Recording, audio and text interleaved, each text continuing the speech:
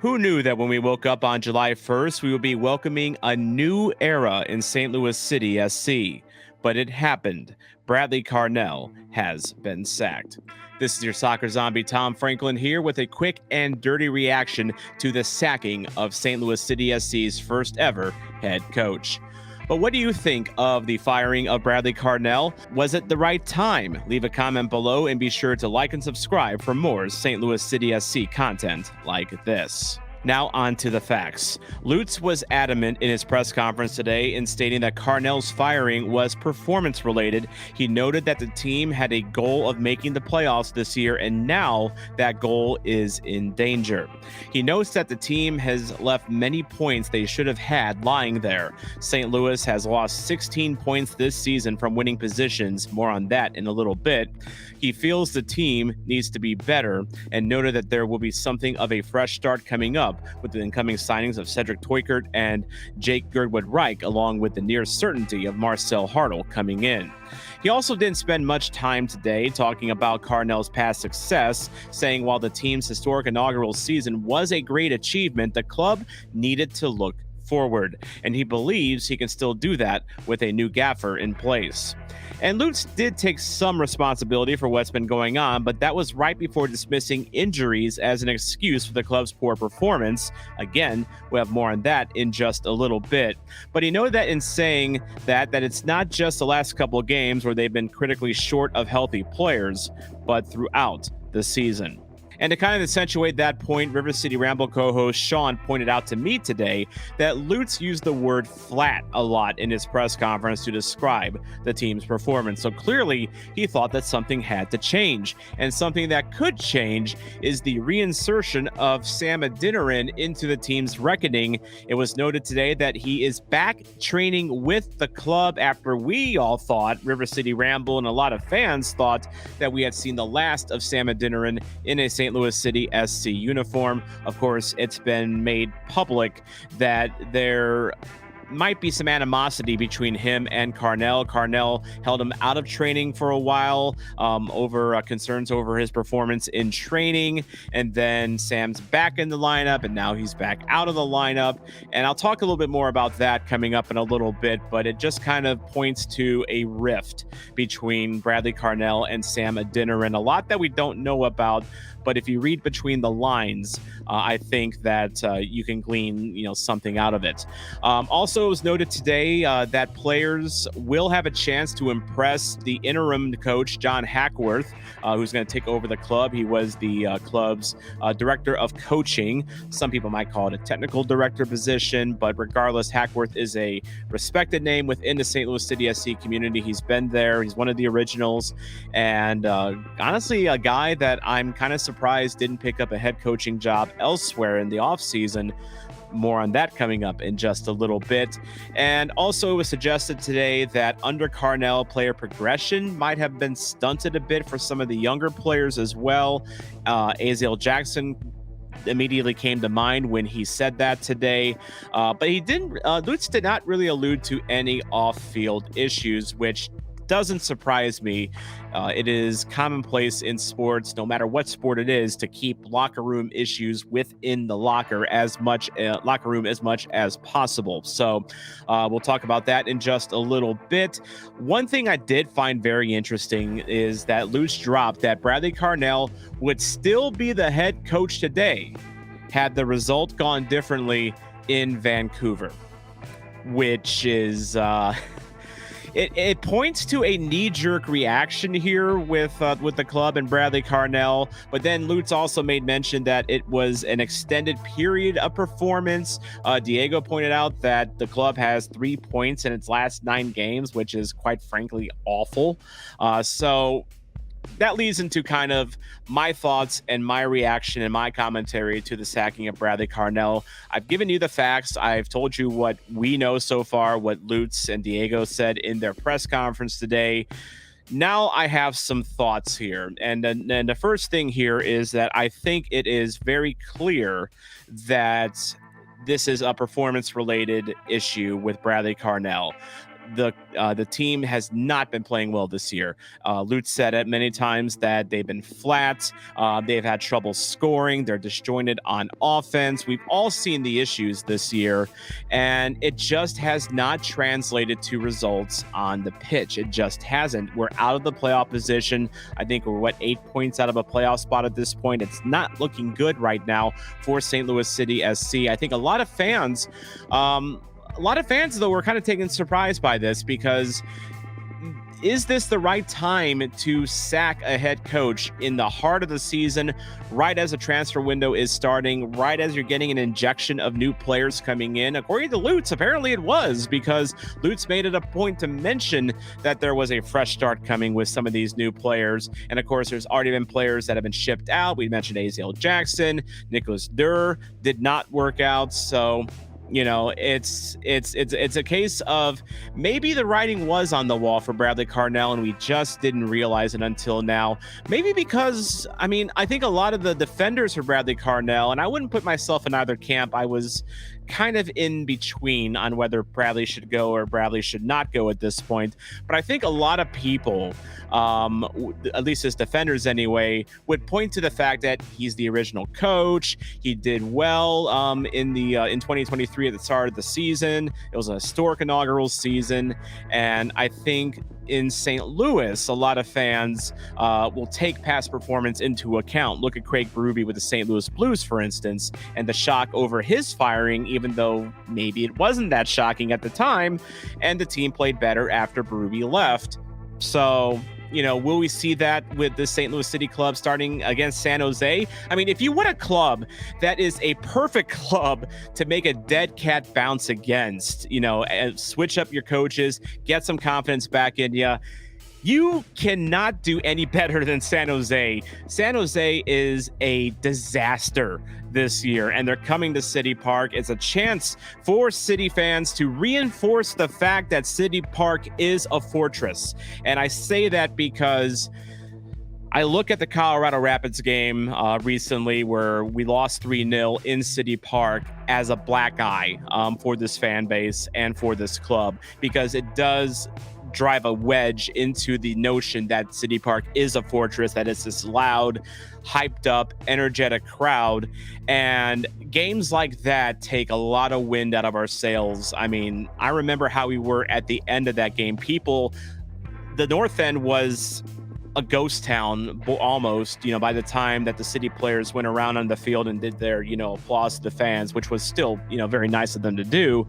But yeah, it was a problem. And again, maybe we looked at Bradley Carnell's early performance as a bit of, maybe not a let-off per se, but maybe as a reason to give him a bit of a stay of execution. Clearly, Lutz and company did not agree today. And you look at this numbers, like Diego mentioned, 3 points in the last 9. That's going to get almost any coach sacked anywhere else in Europe, South America. That's abysmal. And I don't need to tell you how abysmal it is. You've seen it, you know, for yourself.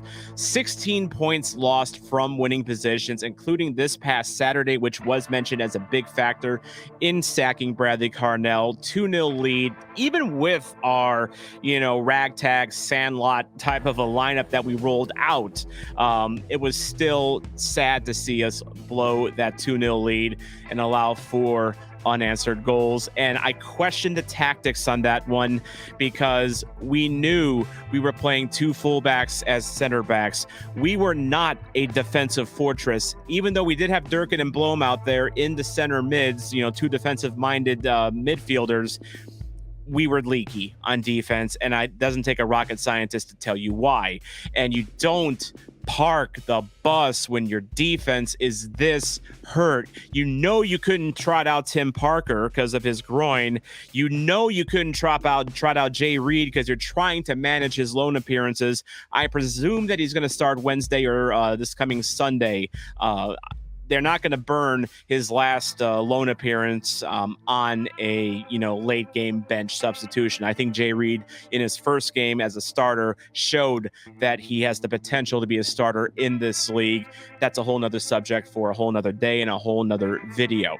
But it's not the first time that I've questioned Bradley Carnell's in-game management, and certainly not the first time, but it will be the last time that we question Bradley Carnell's in-game management as a fan base. It's one of the things that was kind of infuriating about Bradley Carnell was we seem to have trouble holding on to leads. Bradley has a tendency to let the foot off the gas a little bit early, allow teams to kind of get back into it, and we just are not strong enough defensively to withstand that counterattack by other teams when we invite them in. It just was not working at all. And the other thing that I think may have not been working, and again, this all could be just coincidence here. We don't get to see what training looks like, so we are just speculating here. But again, we can read between the lines. Here's a list of the injuries this year that have been sustained in training. Right now, Joao Klaus going to be out for a long time because of a knee injury in training. Thankfully, it's just a sprain, so it's going to be about 6 weeks. But that's still 6 weeks without Joao Klaus. Takes him out of the summer friendlies, aka the Leagues Cup. We don't talk about the Leagues Cup on this channel. Tomas Ostrak was having a breakout year for St. Louis, even though he wasn't playing his natural position. He was playing the 8 because Leuven was out. In-game injury for Leuven. Ostrak in training, he blows a tendon in his ankle, and now he's out for the year. I mean, we might see him again next year and at the start, but we don't know that yet. Josh Yarrow in concussion protocol. What are you doing getting concussions in practice? What kind of practices are you running where you're getting concussions? And on the same day, apparently, that's when Klaus got his knee injury, or at least within a day of each other. What are we doing in practice? Tim Parker, groin injury, missed the Vancouver game, another practice injury. What are we doing in practice? And then Joachim Nilsson earlier in the year hurt a rib during practice earlier this year. You see the trend here, and you see last year in 2023, late in the season, we are dragging ass on that field, heading into the playoffs, and we got taken to the woodshed by our hated rivals over in Kansas. It was embarrassing, and it should have been a wake-up moment for this club because we were dead tired. And yes, efforts were made in the offseason to bring in reinforcements, even though we had to sacrifice Jared Stroud and Lucas Bartlett. I think Chris Durkin has been a very welcome addition to this club. Nicholas Dewar didn't work out, but Tomas Totlin, oh man, he has solved our right back situation for a long time to come. I love that guy. But there's clearly an issue with player fitness and player health, and I wonder if that's part of it is because MLS is a grueling schedule. I mean, we play in the summer in the hottest part of the year, so that's grueling in of itself. But in talking about injuries, was Bradley Carnell pushing them too hard in practice? I think that is a very, very valid question, one that I cannot answer, you cannot answer unless you've actually seen training yourself. Berkey, remember Roman Berkey, we thought that he was starting to kind of lose it a little bit, late in the last year. He started just about every game. Ben Lunt only got in a couple of games. So, I mean, I know he's a goalie, but it's Roman Berkey. He is in his 30s. I mean, I think for one, we should be playing Ben Lunt a little bit more, although I know he didn't look the greatest against Saturday, but he was not put in a position to succeed on Saturday either. I think we can all agree on that. Off the field issues, we know about Sam Adeniran being held out of training. Now all of a sudden, Bradley Carnell's gone. Sam Adeniran's training again. I also want to draw a correlation with Thiago Almada from Atlanta United. Thiago Almada it's been widely known for weeks that he is going to Botafogo and then Lyon through the Eagle Group. And Thiago Almada played Saturday. He's gone. He's leaving Atlanta. He still played on Saturday. Meanwhile, St. Louis, who is going into this game walking wounded with so many City 2 players, Bradley Carnell still does not let Sam Adeniran on the roster with Joao Klaus. With Joao Klaus out, I got knocked on for my pronunciation of that. It's Joao Klaus. Sam Adeniran did not play on Saturday. Wasn't even on the roster. What are we doing? What is the issue there? I'm asking that because I don't know what the issue is. We see that, this year, Aziel Jackson, who is Sam's roommate, took a step back in his development. And then he just kind of like got shunted off to Columbus like that. At least that's what the optics are. I didn't even know, no one knew that Aziel Jackson was even on the block. He goes from, they're talking about Aziel Jackson with Columbus separate from the Hartle deal. And like the next day, whoop, gone. Something happened there, I assume. I just assumed something happened there. Jabulo Blom, we didn't see him for a while this season. I mean, I know he's been dealing with injuries and stuff like that, and I know Durkin's been playing well.